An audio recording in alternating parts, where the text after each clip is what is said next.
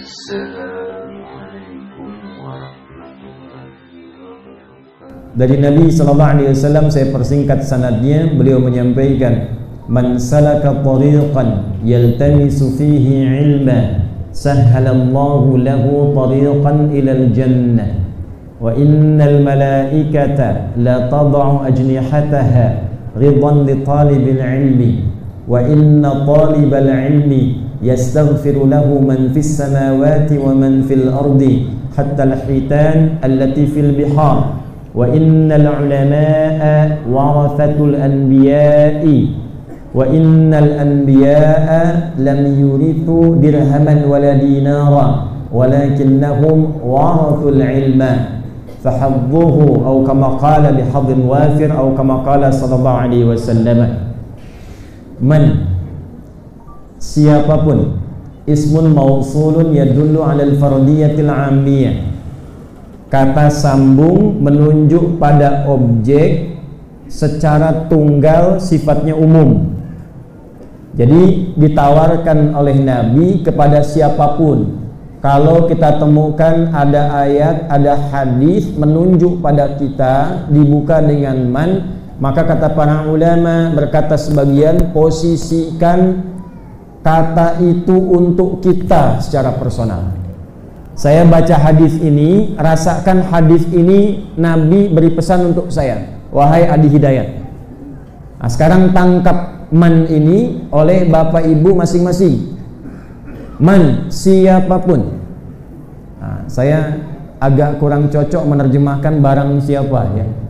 Kan suka ada diterjemahkan barang siapa. Saya agak kurang cocok karena sampai sekarang saya di Istiqlal, saya belum temukan itu barang milik siapa. Jadi man, siapapun, laki-laki, perempuan, besar, kecil, tua, muda. Sekarang yang di dalam masjid, di luar masjid, di parkiran, dekat auto, dekat Honda, dekat dengan tiang, dimanapun. Salaka tariqan yaltamisu fihi ilman. Dia meluangkan waktunya, tenaganya, pikirannya, hartanya dengan satu tujuan, menuntut ilmu walaupun melalui jalan yang tidak mudah. Nabi tidak mengatakan man salaka syari'an, tapi man salaka tariqan. Tariq itu jalan yang tidak mudah, kecil berliku, luas pun padat. Tidak mudah untuk bisa datang ke sini. Ada menembus kepadatan, ada kadang saling berdesakan. Apakah dalam berdesakan menuntut ilmu ada pahalanya? Apakah dalam lelah ada jaminannya? Maka perhatikan kalimat Nabi ini, man salaka tariqan yaltamisu fihi ilma. Siapapun yang meluangkan waktunya, tenaga pikirannya untuk menempuh jalan yang tidak mudah demi mendapatkan pengetahuan yang menguatkan agamanya, sahhalallahu lahu tariqan ilal jannah. Kalau di dunia dia berpadat-padat sulit menempuh jalan itu untuk mengenal Allah lewat ilmu, maka akan diperintahkan oleh Allah pada malaikat, catat malaikat siapapun orang itu, besar, kecil, tua, muda, laki-laki, perempuan, duduk dimanapun, dengan keikhlasan dan niatnya, catat untuk meringankan langkahnya saat hisab di akhirat langsung menuju surga Allah subhanahu wa ta'ala. Wa innal malaikata, dan Allah perintahkan, dan sungguh seluruh malaikat itu ada yang ditugaskan oleh Allah, la tad'u ajnihataha ridan li talibil ilmi, untuk membentangkan sayapnya, memberikan ridha pada para penuntut ilmu. Jadi kalau sudah masuk di majlis ilmu, walaupun buyanya, kiainya, ustadznya belum datang, isi dengan zikir, minimal doa. Karena ada malaikat khusus diperintahkan oleh Allah, hadisnya sahih, untuk membentangkan sayapnya, memberikan ridha. Ridhanya malaikat minimal mendapatkan dua hal. Yang pertama, al-istighfar, permohonan ampunan kepada Allah.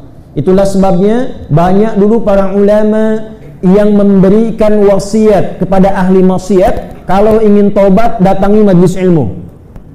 Ada kisah viral yang kelak diabadikan di Quran surah keempat An-Nisa di ayat yang ke-100. Ada pelaku maksiat, dosanya sudah banyak, dia pernah membunuh, dia mabuk, dia berperilaku kriminal. Tiba-tiba dia ingin taubat. Ingat ya, Sejahat apapun manusia, sepanjang nyawanya masih di badan, belum sampai kerongkongan, dia masih berhak mendapatkan keadilan Allah untuk meraih hak taubatnya. Jadi jangan pernah kita menyimpulkan celak bagi orang yang masih hidup. Doakan. Ya, Fir'aun pun sefir'aun-fir'aunnya. Nah, catat tuh ya. Fir'aun sefir'aun-fir'aunnya tuh. Pernah mengaku Tuhan, menantang langsung. Tapi Allah tetap adil memberikan haknya. Diberikan kesempatan sampai rohnya di kerongkongannya. Dikirimkan 2 orang nabi dengan mukjizat yang nyata supaya kenal Allah. Cuma sayang Fir'aunnya menolak. Ya. Jadi kalau Anda tidak sekuat Fir'aun, tidak sehebat Fir'aun, nah jangan ikut-ikut seperti Fir'aun. Maka di sini masih punya hak. Kalau hak itu digunakan, sebagian ulama menyarankan pergi ke tempat majlis Syekh Fulan, ulama Fulan, Buya Fulan. Datang orang ini di perjalanan, belum sampai ke majlisnya, tiba kemudian di pertengahan hanya lebih 1 jengkal, ajalnya tiba dan meninggal dia, wafat. Maka apa yang kemudian difirmankan oleh Allah sebagai berita yang kelak kisah ini pun dirangkum di Quran surah keempat An-Nisa ayat ke-100. Wa may yuhajir fi sabilillah yajid fil ardi muraghaman katsiran wa sa'ah wa may yakhruj min baitihi muhajiran ila Allahi wa rasulihi thumma yudrikul maut faqad waqa'a ajruhu 'ala Allah. Siapapun yang ingin merubah hidupnya lebih baik, dekat dengan Allah, lalu menjadikan aktivitasnya karena Allah, makannya karena Allah, dagangnya ingin dapat ridha Allah, belajarnya supaya kenal Allah, mendidiknya supaya didekati oleh Allah, bekerjanya supaya mendapat ridha Allah, dan dia mulai merubah itu dengan belajar. Setelah pulang dari majlis ilmu masih hidup, ada ajalnya masih panjang, oleh Allah akan dirubah kehidupannya. 1, ketenangannya ditambahkan pada hatinya. Yang kedua, dibuka pintu hidup yang baru yang lebih berkah. Jadi kalau datang ngaji jangan berharap dapat dunia. Ciri pertama berhasil ngajinya itu hati menjadi semakin tenang, imannya bertambah, ilmunya meningkat. Setelah itu terjadi perubahan hidup. Dunia sementara, besok lusa kita meninggal dunia. Tapi yang terjadi ada perubahan yang kita bawa. Kalaulah pun keluar dari rumah, wa may yakhruj min baitihi, dia keluar dari rumahnya dengan niat untuk mendekati Allah, berubah hidupnya, ingin jadi lebih baik, apapun profesinya. Tiba kemudian ingin dekat dengan Allah, ingin ikut petunjuk Nabi, belum sampai ke majlisnya, maut datang lebih cepat dari apa yang dia duga, meninggallah di pertengahan. Faqad waqa'a ajruhu 'ala Allah. Ternyata walaupun belum sampai ke majlis ilmu, pahalanya sudah dituliskan. Di antara pahala itu ampunan yang didapatkan oleh penuntut ilmu ini akibat dari doa yang disampaikan oleh malaikat merespon istighfar penuntut ilmu ini. Jadi yang tadi ahli maksiat itu di jalan dia sambil taubat, astagfirullah, ampuni saya ya Allah, maksiat banyak ya Allah, saya ingin kembali ingat kepada Engkau ya Allah. Di jalan dia meninggal dunia, kalimat itu diaminkan oleh malaikat, menggugurkan seluruh dosanya, masuk surga. Sekarang coba bandingkan dengan Bapak Ibu ini. Ada yang pernah bunuh orang nggak di sini? Ada yang pernah bunuh orang nggak di sini? Mumpung ada Pak Polisi itu. Ada yang mabuk, ada yang pernah zina. Ini ada orang perilaku kriminal, bunuh 100 orang, mabuknya khatam, zinanya dikerjakan, dia taubat mendatangi majlis ilmu, belum sampai dapat ampunan Allah, digugurkan dosanya. Jadi kalau Anda sudah sampai di sini, duduk, menyimak, sampai belum juga dapat ampunan Allah merubah kehidupan kita, maka dengan cara apa lagi Allah mengampuni dosa-dosa kita? Maka bagian yang pertama di antara sunnahnya isi dengan istighfar. Maka malaikat akan mengatakan, amin ya Allah, ampuni si fulan, ampuni si fulana, ampuni si fulan, ampuni si fulana. Yang kedua, mengaminkan doa yang dimohonkan. Maka sunnahnya, kalaupun belum datang, isi dengan doa minta. Boleh jadi di antara sekian doa yang belum terkabul itu, mustajabnya di majlis ilmu. Lalu lanjutkan. Wa inna talibal ilmi yastaghfiru lahu man fis samawati wa man fil ard. Dan kalaulah penuntut ilmu mengetahui sejak dia melangkahkan kaki dari tempat dia menetap, datang ke majelis ilmu sampai dia pulang, maka penduduk langit dan bumi sampai ikan-ikan yang ada di lautan memohonkan ampunan kepada Allah khusus untuk orang-orang itu.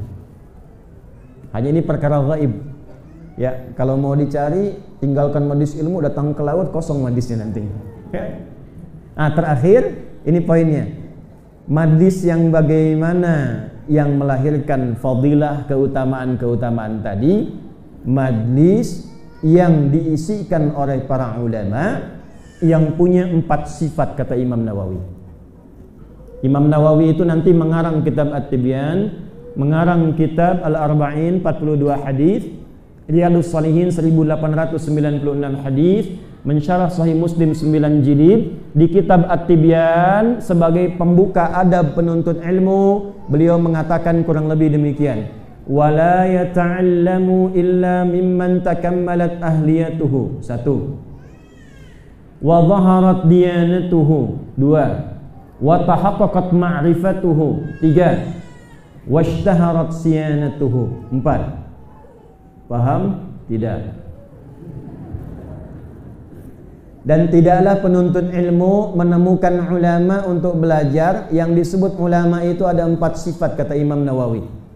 Kalau menemukan yang seperti ini, maka inilah yang disebut warathatul anbiya. Yang pertama, takammalat ahliyatuhu, pakar di bidangnya. Jadi kalau bapak dan ibu ingin belajar tafsir, cari yang pakar tafsir.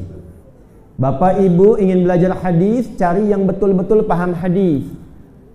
Bapak ibu ingin belajar mengaji Al-Quran, cari orang-orang yang memang sudah khatam ilmu tentang Al-Quran. Karena nanti akan tiba masanya orang-orang tak berilmu bisa mengajar. Orang-orang tidak berilmu bisa memberikan fatwa. Ittakhadhan nasu ru'usan juhala fasu'ilu fa'aftau fadallu wa adallu. Akan tiba, kata Nabi, satu masa orang-orang tidak jelas tiba-tiba tampil menjadi pengajar, gelarnya menjadi banyak, dan ada fansnya, ada pengikutnya, ada subscribernya. Anehnya banyak ditanya, banyak diminta pendapat. Kemudian diberikan fatwa, fatwanya sesat dan menyesatkan. Memberikan fatwanya salah, orang-orang pun ikut salah. Maka catatan yang pertama, kalau ingin cari ulama yang betul, cari pakar, cari di bidangnya. Kalau kata Imam Muslim, coba usahakan yang ada sanadnya, sehingga ilmunya benar terjaga sampai ke Rasulullah SAW. 2. Wa dhaharat diyanatuhu, tampak ketakwaan dan ketaatannya kepada Allah. Bagus agamanya.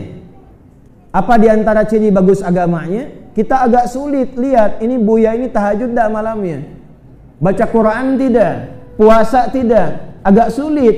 Tapi diberi tanda dalam hadis tadi, wa innal anbiya'a lam yurithu dirhaman wala dinara. Nabi itu saat mengajar tidak mewariskan dirham dan dinar. Maka ulama nabawi, ulama rabbani tidak mengajar untuk mencari dunia.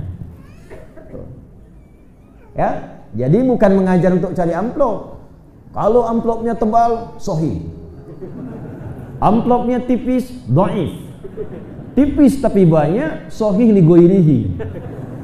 Ya. Wala tamnun tastakthir. Jangan sampai ada orang mengajarkan agama menukar akhirat untuk dunianya. Karena itu jangan sampai jamaahnya cari akhirat, buyanya, ustadznya cari dunia, celaka itu. Karena itu nanti kalau ada ngundang-undang saya itu tak usah mikir dunia. Ya, tak usah mikir materi, jangan tak usah siapkan amplop ini berapa, tak usah. Saya ada waktu sehat datang. Ya, urusan kami urusan akhirat. Nanti bapak ibu cari akhiratnya, ulama ngajarkan akhiratnya, maka nyambung koneksinya. Ulama disifati ulama tapi mencari dunia, ilmunya akan sebatas dunianya. Saat selesai pengajian, hilang ilmunya. Diingat di dalam masjid, tidak jadi praktek dalam kehidupan keseharian. 3. Wa tahaqqaqat ma'rifatuhu, dan jelas ma'rifatnya. Dia kenal Allah, dia kenal dirinya. Kapan ciri ulama kenal Allah? Quran surah ke-35 ayat 28. Innama yakhshallaha min ibadihil ulama'u. Sungguh para ulama yang betul-betul kenal Allah itu yang khasyah, yang takut kalau kalamnya tidak disukai oleh Allah, kalau fatwanya menyimpang dari ridha Allah. Maka kalau dia bicara, dia timbang Allah ridha atau tidak. Kalau dia memberikan fatwa, dia timbang sesuai tidak dengan kalam Nabi Muhammad sallallahu alaihi wasallam. Itu yang ketiga. Maka yang keempat, yang terakhir, washtaharat siyanatuhu, akhlaknya pun baik. Pintar tapi senang mencela, tak baik. Nanti melahirkan murid yang senang mencela. Kalau muridnya pandai mencela, setiap kali beramal hilang pahalanya. Bapak sholat sekarang keluar, ya, mencela orang lain, itu pahala sholatnya langsung ditransfer kepada yang dicela.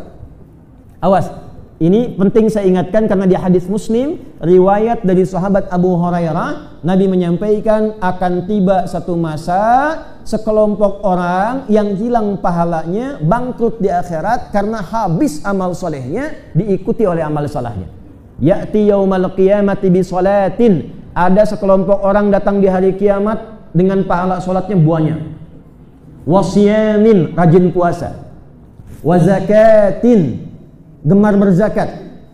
Hanya sayang, ya'ti qad syatama hadza, dia pun senang mencela si fulan, suka saling cela. Wa qadzafa hadza, senang saling menuduh. Wa daraba hadza, senang berselisih, berkelahi. Wa akala mala hadza, ada yang menipu. Yang terakhir, wa safaka dama hadza, akan ada orang bawa-bawa agama tapi senang menumpahkan darah. Tembak ini, bom ini, hancurkan ini tanpa standar yang dibenarkan oleh syariat. Kalau terjadi begitu, tu'khadhu hadza min hasanatihi wa hadza min hasanatihi. Ada orang sholat kemudian mencela orang lain, maka dipindahkan pahalanya dari yang sholat itu kepada yang dicela, langsung pindah. Kalau saya tak begitu Ustaz, bagus lah. Tak seperti ibu itu tuh, kalau ibu itu bicaranya, itu sama. Ya?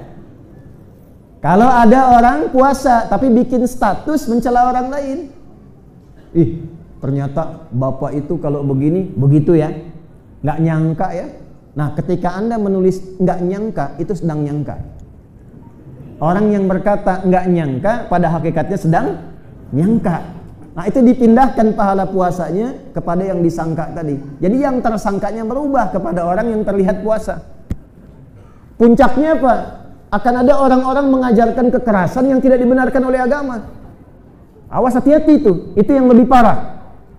Kalau ada korbannya orang beriman dan meninggal, itu langsung diganjar dengan 5 ancaman.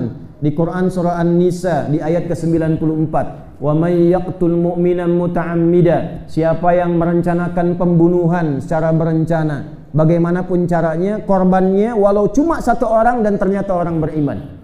1, fajazauhu jahannam, dia telah pesan tempat kafling di neraka jahannam, khalidan fiha, kekal di dalamnya. Wa ghadiballahu alaihi, 3, Allah murka kepadanya. 4, wa la'anahu, dilaknat, sudah masuk neraka jahannam, dilaknat. 5, wa a'adda lahu 'adzaban 'azima, dan dijanjikan siksa berlipat. Itu hati-hati ya. Kalau ada satu aliran kelompok pengajian ngajak-ngajak pada kekerasan ya sampai melahirkan korban nyawa, langsung tinggalkan. Ingat hadis Nabi ini. Dulu pernah kejadian bom di Jalan Tamrin. Tuh Pak Polisi, saya sedang di Lampung itu. Tiba-tiba satu jemaah angkat tangan bertanya, "Ustadz, apakah bom di Jalan Tamrin termasuk jihad fisabilillah?" Saya bilang, "Mas, jihad fisabilillah itu sependek pengetahuan saya, jihad di jalan Allah, bukan di Jalan Tamrin." Oh gitu ya Ustadz. Balik ke hadis tadi. Jadi kalau kita belajarnya insya Allah malam ini baik, niatnya benar, kemudian jadi orang baik semua, insya Allah walaupun tiba ajal kita di malam ini, mudah-mudahan dicatatkan dalam hadis yang disebutkan oleh Nabi SAW tadi. Kalau ajal kita masih panjang, mudah-mudahan siapapun yang mengaji malam hari ini, hidupnya dirubah lebih baik, terbuka kehidupan yang berkah, dan dijaga oleh Allah husnul khatimah. Dan tidak cukup dengan amin, kita mulai materi kita ya. Yang tadi mukaddimah ya Bu ya, sekarang kita mulai ngajinya ya. Alhamdulillah. Sampai jam berapa kita Bu? Masya Allah. Silahkan sampai subuh. Saya jam 10 pulang ya. Ya, nanti kita bagi malam ini tausiah, besok kita tanya jawab ya, insya Allah. Bismillahirrahmanirrahim. Apakah yang menyelamatkan seseorang, membahagiakan, menyukseskan dalam hidupnya di dunia sampai akhirat? Bapak dan Ibu sekalian, sebagai seorang muslim kita berkeyakinan Tuhan kita Allah, Nabi kita Nabi Muhammad sallallahu alaihi wasallam, kitab kita apa? Al-Qur'an. Ingat-ingat itu ya, karena itu nanti pertama yang ditanyakan di alam kubur. Ya, man rabbuka, kan? Man imamuka, ya? Man nabiyuka, ma imamuka. Bapak Ibu enggak usah hafalkan, nanti keluar sendiri, ya. Enggak usah dipakai zikir. Kalau kita bahas yang malam ini diamalkan tuh keluar sendiri. Maka kalau kita yakin Tuhan kita Allah, konsekuensinya kita harus meyakini semua yang disampaikan oleh Allah dan mengamalkan itu, mempraktekkan itu dalam kehidupan. Itu bukti ketuhanan kita kepada Allah. Kalau yakin Nabi Muhammad Rasulullah, maka konsekuensinya kita mengikuti apa yang diajarkan Nabi sesuai dengan apa yang diperintahkan oleh Allah Subhanahu wa taala. Kalau kita yakin Al-Qur'an kitabullah, pedoman hidup, ingat, bukan buku bacaan. Al-Qur'an itu pedoman kehidupan. Dibaca mendapat pahala supaya paham isinya. Kalau sudah paham diamalkan, itu fungsinya. Saat diturunkan Al-Qur'an itu kalimatnya jelas, bukan kitab bacaan. Syahru Ramadan alladzi unzila fihil Qur'an hudan linnas. Di bulan mulia bulan Ramadan, Al-Qur'an diturunkan untuk menjadi pedoman kehidupan bagi seluruh manusia. Jadi semua masalah kehidupan yang kita alami itu petunjuknya, solusinya ada semua dalam Al-Qur'an. Dari mulai kita belum dilahirkan sampai kita meninggal, sampai pulang kepada Allah, dijelaskan tentang tata cara menjalani kehidupan. Ingin jadi anak yang baik, ada di Quran. Ingin jadi suami yang baik, ada di Quran. Ingin jadi istri yang sukses, ibu yang solihah, ada dalam Al-Quran. Ingin bekerja yang berkah, ada dalam Al-Quran. Semua jalan kehidupan, profesi kehidupan dijelaskan petunjuk umumnya di Al-Quran, dirinci dengan keterangan Nabi, dipraktekkan dalam kehidupan di era Nabi. Jadi kurikulum. Kurikulum itu pedoman hidup, Bu, yang ditiru, diikuti. Oleh karena itu, siapapun yang mengikuti petunjuk-petunjuk ini di abad manapun, di era manapun, itu sukses, Pak, Bu. Silahkan Bapak Ibu cek. Orang-orang yang konsisten mengikuti petunjuk dalam Al-Quran, mengamalkan apa yang Nabi sampaikan setiap masanya, bertempat dimanapun, mau tinggal di Payakumbuh, di Bukit Tinggi, sampai ke Solo, dan sebagainya, kalau dipraktekkan sukses dan bahagia sesuai dengan pekerjaan dan masanya. Itulah sebabnya kenapa turunnya di Mekah. Ibu tahu Mekah, Bu? Bu? Mekah di zaman dulu bukanlah seperti yang sekarang. Kau yang dulu bukanlah kau yang sekarang. Betul kan? Tapi beda dengan Mekah. Mekah yang dulu bukan yang sekarang. Sekarang maju, ramai, banyak gedung bertingkat, rombongan umrah, rombongan haji Sumatera Barat telah tiba di kota suci Mekah Al-Mukarramah. Naik pesawat, disambut canggih, masuknya pakai barcode. Dulu tidak ada. Yang ada dulu itu, maaf, tempatnya di lembah, gersang, sulit ditemukan sumber air. Biwadin ghairi dzi zar'in inda baitikal muharram, di tempat yang batu-batunya keras, airnya susah, penduduknya rata-rata kriminal. Dulu di Mekah, zaman Nabi sebelum diutus sampai awal diutus, itu rata-rata penduduknya kriminal. Pemabuk di zaman itu, pemula, orang yang baru mabuk, nyobain mabuk, itu minimal 5 kali sehari, Pak. Pemula tuh, bayangkan yang profesional. Kalau mau begal, membegal itu bukan 1-2 orang, sekampung begal semua. Zina itu semua jenisnya hatam.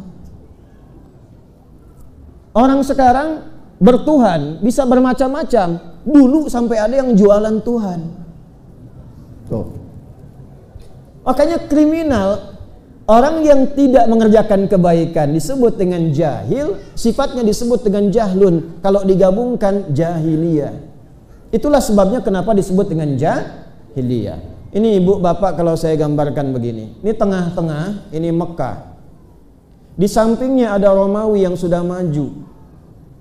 Ada yang disebutkan dengan, kalau bahasa sekarang, imperium, peradaban, maju kotanya, punya kolosium. Saya pernah di Tripoli, di Libya. Ada satu wilayah namanya Leptis Magna, peninggalan Romawi. Itu kolosiumnya masih ada sampai dengan sekarang.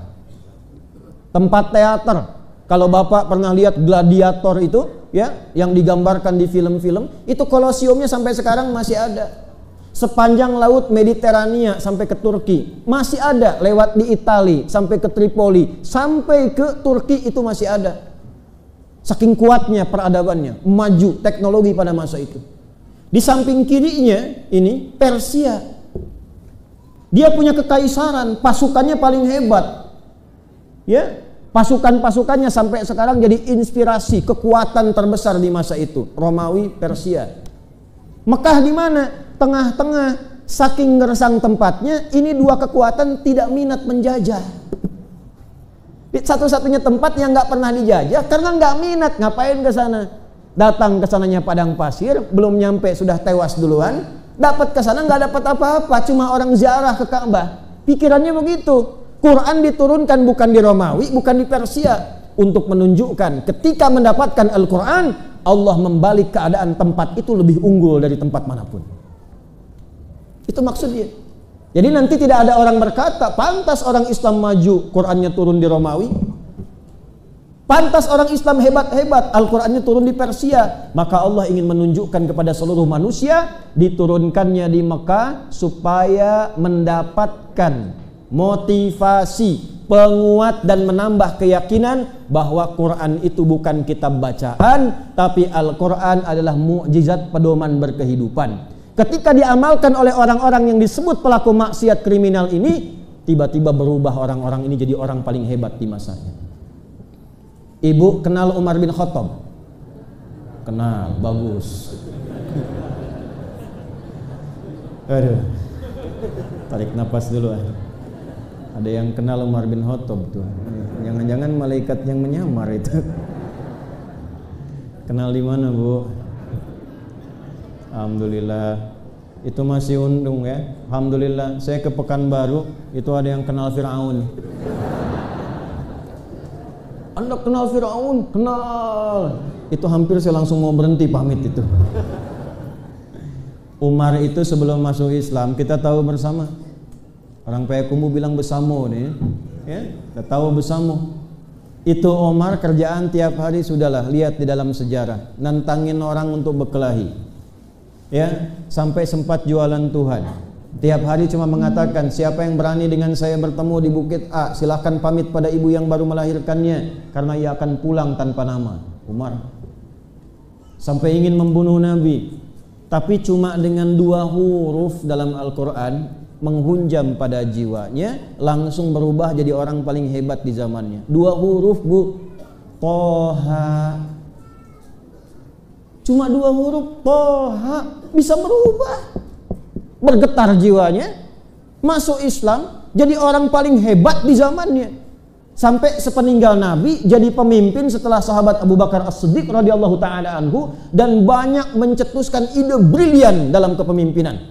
Sekolah unggulan zamannya Umar, pendidikan kreatif zamannya Umar, sampai teori belusukan itu Umar. Walaupun zaman Umar nggak bawa kamera itu. Karena tidak ada kameranya, jadi tidak ada dokumentasinya kecuali dokumentasi dari langit itu. Itu Umar. Cuman Toha, Toha, bergetar hati. Anda Yasin, iya. Al-Kahf, iya. Baqarahan, iya. Bahkan nama sudah Toha. Apa Apa yang menjadikan kita belum bisa berubah menjadi lebih baik? Bilal baru kenal al-ikhlas, baru kenal kulhu. Umar mainnya toha, Bilal kulhu. Tapi kulhu itu bisa memberikan kekuatan dahsyat sampai ketika beliau dibawa ke lapangan terbuka, di sinar terik yang luar biasa. Anda hajian kemarin, panasnya luar biasa. Bilal ditarik di padang pasir dengan panas lebih daripada itu, lalu dibaringkan di batu yang telah dipanaskan, diikat terlentang, dibuka bajunya, dicambuk, irtad, murtad engkau, balik ke keyakinanmu semula. Apa jawab Bilal? Itu baru kenal kulhu, ahad, ahad, ahad, murtad, ahad, murtad, ahad. Anda bayangkan, surat Al-Ikhlas bisa memberikan kekuatan luar biasa sehingga menjaga imannya walau dalam keadaan terancam. Orang sekarang kenal Al-Baqarah dikasih sarung pindah keyakinan. Perempuan-perempuan yang dididik baik-baik kenal juz amma cuma dikatakan aku mencintaimu bisa ganti keyakinan. Hati-hati ya, yang perempuan-perempuan belum menikah kalau ada laki-laki mengatakan aku mencintaimu, jangan didengar itu.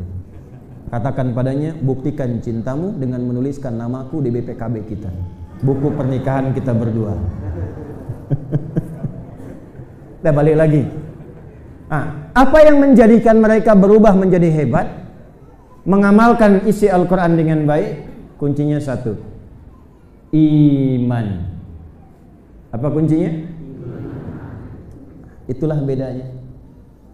Iman itu yang menjadikan kualitas kehidupan kita mampu mencapai kesuksesan dunia dan akhirat atau tidak.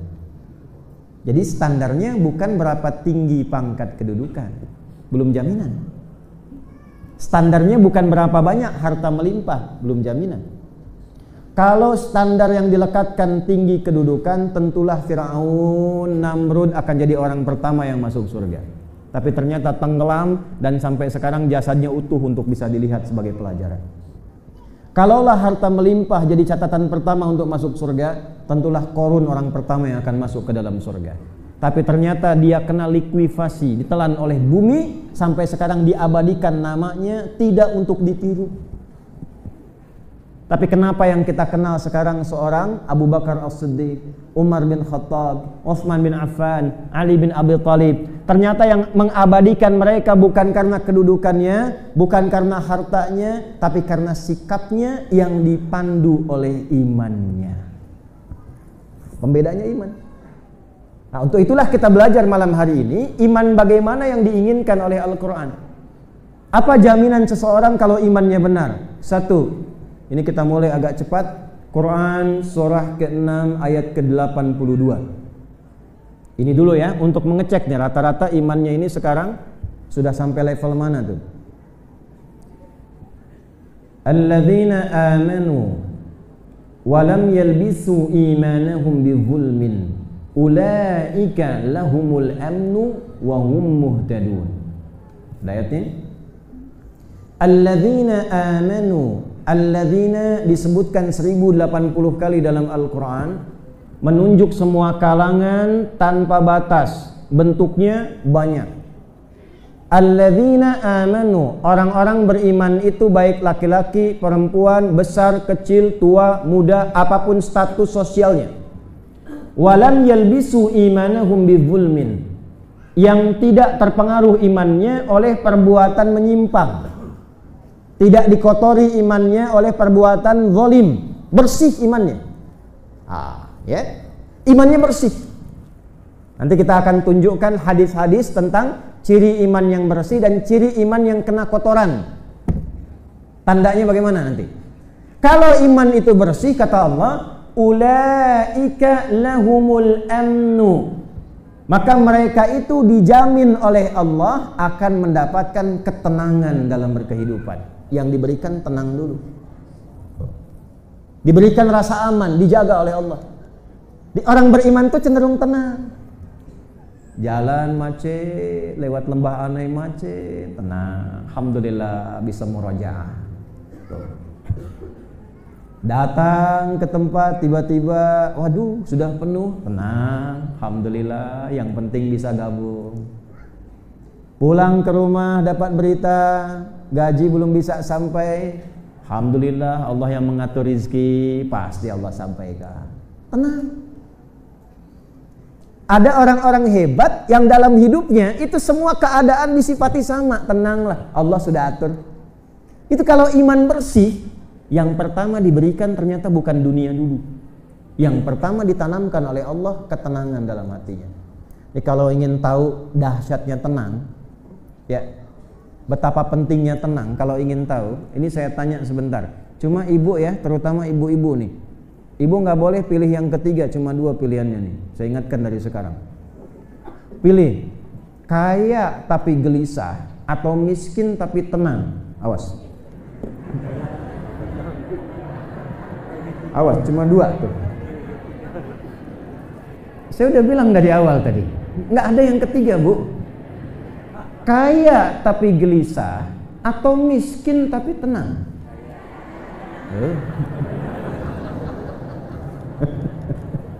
Kaya tapi tenang itu penting. Karena itu kenapa di rumah tangga sakinah didahulukan, mawaddah menyusul kemudian. Mawaddah itu kan bentuk superlatif dari maddah. Maddah itu cinta yang diwujudkan lewat pemberian materi. Suami sedang masuk hari lahirnya, milad, ulang tahun, ibu masakan makanan kesukaannya, ibu sampaikan, sayang, selamat milad ya, semoga rumah tangga kita berkah sampai akhirat ya, mohon dimaafkan kalau mama selama ini belum jadi mama yang baik, ada hadiah kecil, itu kue namanya mawaddah, Bu. Maka cinta bersemai kembali, doa dipanjatkan, rumah tangga abadi sampai ke jannatun na'im ya. Bapak lihat ibu cemberut, tiba-tiba bapak sapa, "Ma, kayaknya kenal ya." Dikasih hadiah lah, kemudian emas 2 kilo. Pasti itu gembira lagi, Pak. Udah, itu rumus itu. Itulah mawaddah. Tapi kalau Anda kaya sebesar apapun, rumahnya mewah, kendaraan banyak, tapi tidak ada ketenangan, hampa kehidupan rumah tangga. Itulah sebabnya kenapa sakinah didahulukan sebelum mawaddah. Quran surah 30 ayat 21, wa min ayatihi an khalaqalakum min anfusikum azwaja litaskunu ilaiha, sakinah, wa ja'ala bainakum mawaddah wa rahmah. Maka singkatannya samara, sakinah, mawaddah dan sakinah dulu. Sakinah mahal. Kapan sakinah itu ada? Ketika ada iman, Bu. Dari mana taunya? Quran surah ke-48. Surah apa itu? Surah Al-Fatah. Ayat berapa? Ayat yang keempat. Huwallazi anzalas sakinata fi qulubil mu'minin liyazdadu imanan ma'a imanihim. Dialah Allah yang menurunkan, menanamkan sakinah di hati orang-orang yang beriman. Jadi kalau suaminya punya iman yang bersih, istrinya imannya bersih, anak-anaknya dijaga, dirawat supaya punya iman yang baik, Allah tanamkan ketenangan sebelum kekayaan. Jadi dengan ketenangan itu rumah tangga cenderung nyaman. Jadi kalau di rumah tangga, mohon maaf sekali lagi, harta sudah banyak, mewah hidup, tapi tidak pernah mendapatkan kebahagiaan yang didambakan. Coba cek, mungkin bukan kurang banyak hartanya, bukan kurang tinggi pangkatnya, kurang iman ditambahkan di dalamnya. Ya tuh. Itulah fadilah iman. Jadi kalau iman itu sudah bersih dalam hati kita, dalam keadaan apapun diberikan ketenangan yang sangat mendalam. Itu mahal. Ada kata-kata mutiara begini, jiwa yang tenang melahirkan pemikiran dan ibadah yang cemerlang. Nah, bikin status. Sekarang orang-orang mengaji sorok berubah dari fa'ala yaf'ilu menjadi tak kayu taktiku tiktokan. Fasbaka yufasbiku facebookan, taba yatubu youtuban, instagrama yanstagrimu instagraman. Senang bikin status. Dulu ketemu Buya minta doa, sekarang minta foto. Man rabbuka, inilah jemaah Ustaz tadi. Balik, 1 iman. 2, iman itu disebutkan dalam Al-Quran bila benar tertanam dalam diri kita dengan kuat. Saya ulangi, tertanam dalam diri kita dengan kuat akan memudahkan kita mengatasi berbagai masalah kehidupan. Bahasa singkatnya begini, orang beriman kalau imannya benar, bukan tidak ada masalah, tapi masalah hidupnya diringankan oleh Allah Subhanahu wa taala. Diringankan. Ada masalah, sebelum dilalui, semakin tinggi imannya, semakin dimudahkan oleh Allah. Ada orang yang belum menemui masalah, saking diringankannya seakan-akan merasa tak punya masalah. Ya. Saya beri contoh begini. Tadi di Al-Fatah ayat keempat, liyazdadu imanan ma'a imanihim. Semakin ditambah imannya, semakin tambah imannya, sakinahnya tambah. Quran ke surah 6 pindah ayat ke-82 tadi. Ulaika lahumul amnu wa hum muhtadun. Semakin imannya bagus, diberikan rasa aman dan dibimbing oleh Allah, dijaga dalam menjalani aktivitas hidupnya. Ini ada Pak polisi, Pak tentara, dapat arahan komandan, dekat dengan pimpinan, mudah pekerjaannya. Anda dekat dengan Allah, apa yang susah bagi Allah? Karena itu Bu, Pak, kalau mendidik anak, dekatkan dulu dengan Allah dari kecil. Supaya saat dewasa dia dirawat oleh Allah. Di Quran contohnya banyak, laki-laki ada, perempuan pun disebutkan. Ibu kenal Maryam? Ayo bilang kenal sekali lagi. Maryam itu kan diantara contoh konkret, suratnya ada, surah 19. Nama disebutkan dengan bintinya, wa Maryam ibnata Imran. Kisah dibuka sejak dari surah Ali Imran. Dari dalam kandungan Bu, sudah didekatkan dengan Allah. Ibu baca di ayat ke-35 sampai 37 itu. Idh qalat imra'atu Imrana rabbi inni nadhartu laka ma fi batni, sejak dalam kandungan. Muharraran fataqabbal minni.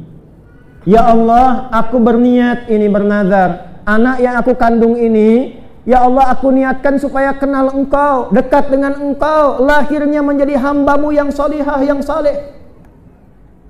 Falamma wada'atha qalat rabbi inni wada'tuha untha. Ketika lahir perempuan, berkata ibunya Hannah, ya Allah yang lahir perempuan. Allah menjawab, perhatikan kalimatnya, wallahu a'lamu bima wada'at wa laysa dzakaru kal untha.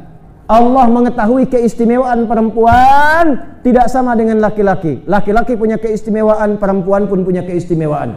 Jadi jangan gelisah, ibu ingin laki-laki bisa lahir perempuan. Ingin perempuan bisa lahir laki-laki. Apa yang Allah sampaikan? Allah lebih tahu hikmahnya untuk melengkapi kebahagiaan kehidupan rumah tangga orang tua itu.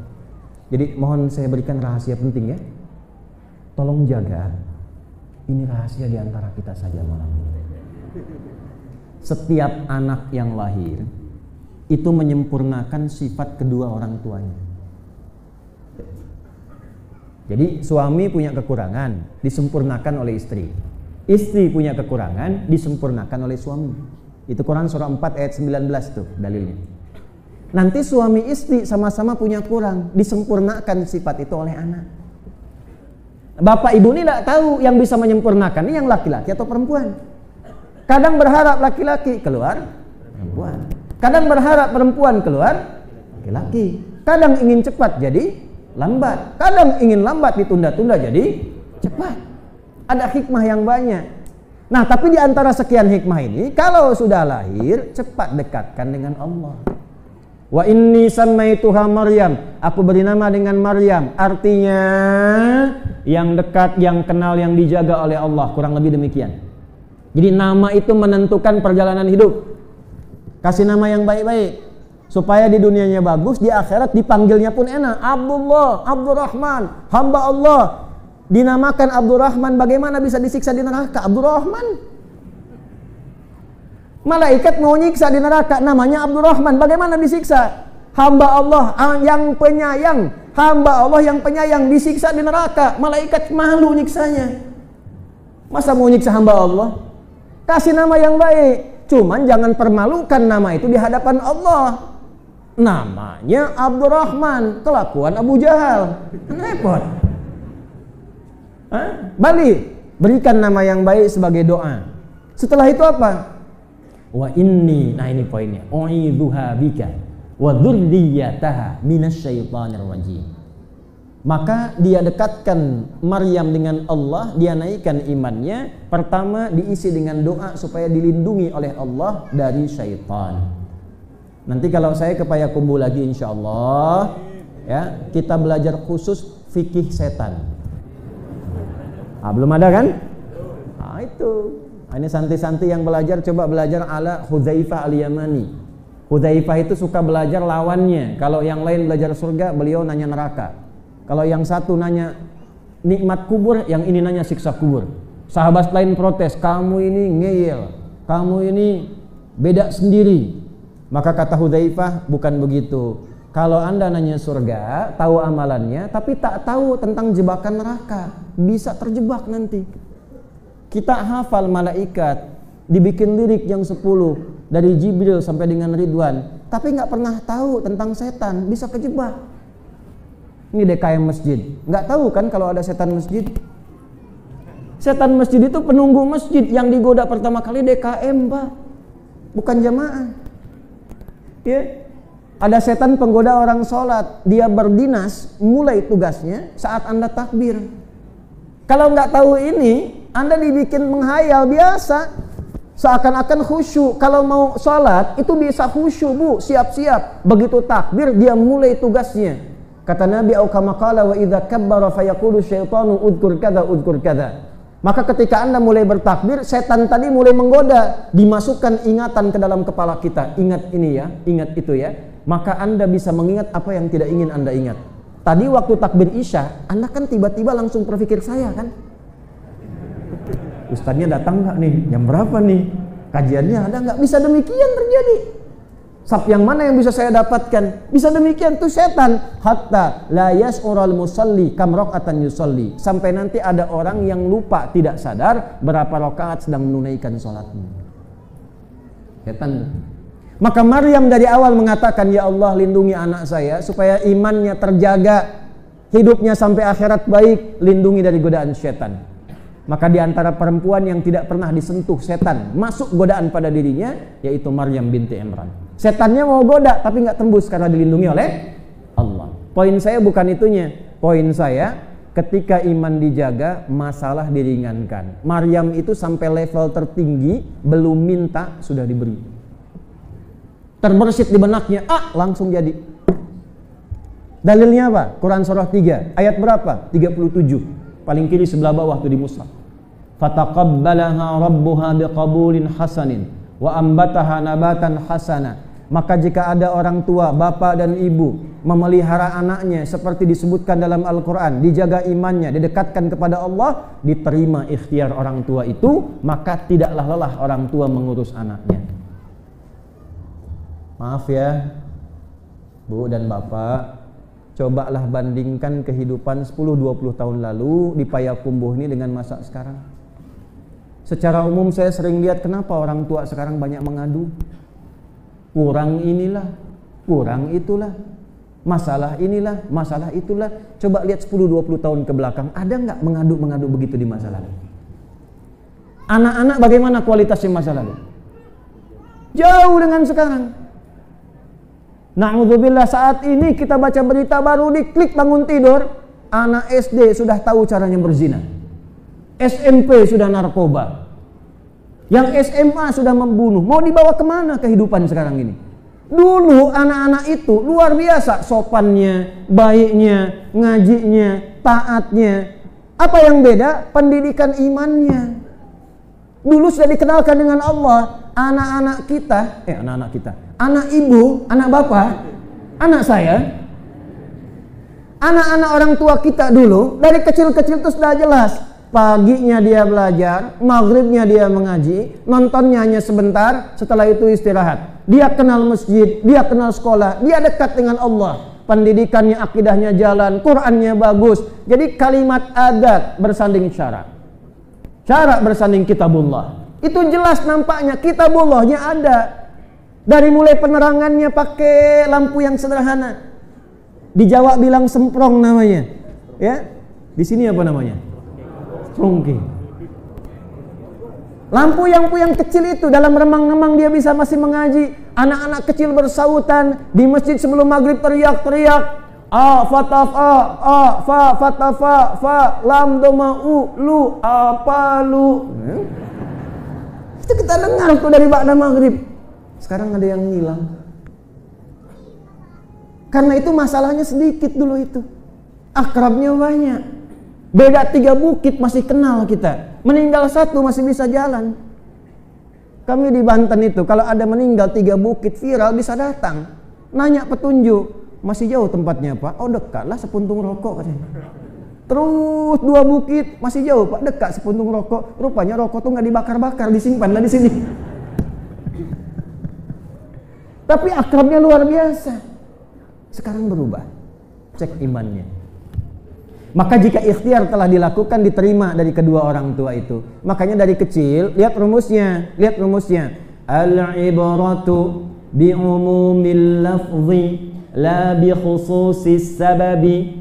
Hukum, hikmah, inspirasi tidak dibatasi oleh sebab siapa tokohnya, tapi diambil keumuman lafadznya. Kisah Maryam dicantumkan dalam Al-Quran bukan untuk jadi cerita yang dapat itu hanya Maryam, tapi menjadi hukum umum bagi semua ibu-ibu yang ingin anaknya dekat dengan Allah, maka ajarkanlah seperti Maryam dididik.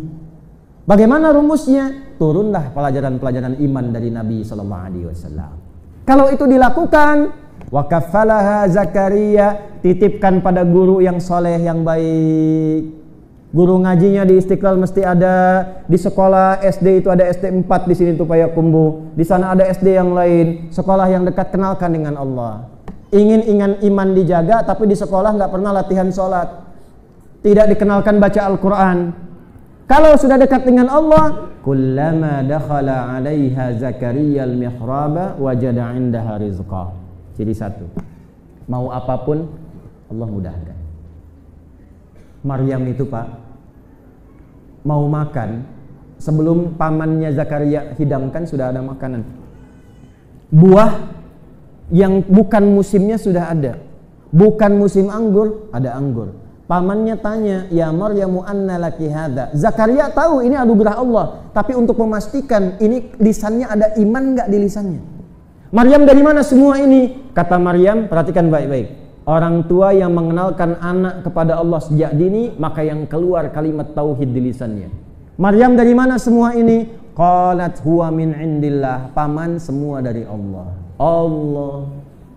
Dulu viral di YouTube anak kecil mau disuntik. Karena takutnya disuntik dia berkata, astagfirullah, ya Allah, astagfirullah, taubat ya Allah. Yang keluar Allah.